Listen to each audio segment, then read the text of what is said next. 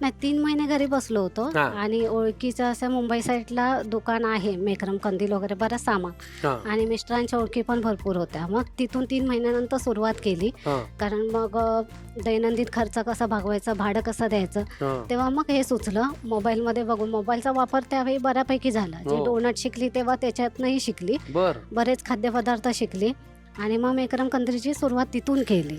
कंदिलाची. हो, पहिले 20-30 गेले, त्याच्यानंतर मग हळूहळू वाढत गेली. मग 100-200 अशी सुरुवात झाली.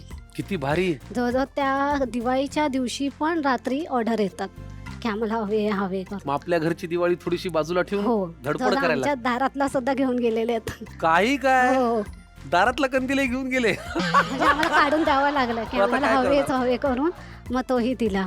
ग्राहकांनी मागितल्यावर हो. द्यायला लागेल. वा, आपण आता पदार्थांकडे जाऊया. पदार्थ कुठला करणार आहात? रानभाजी आहे, हम्म. दापोली केळशी गावातली आहे ती.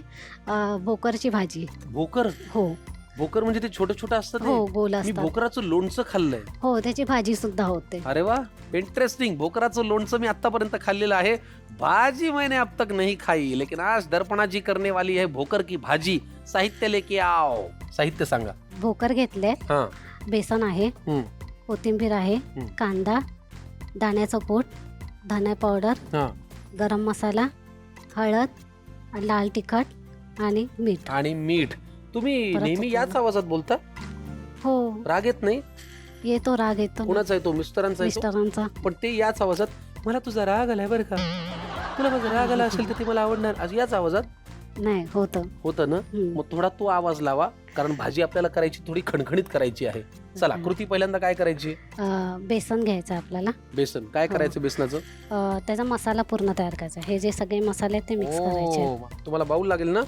हो, काय घ्यायचं पहिल्यांदा? बेसन. घ्या. हा पदार्थ तुम्हाला कोणी शिकवला?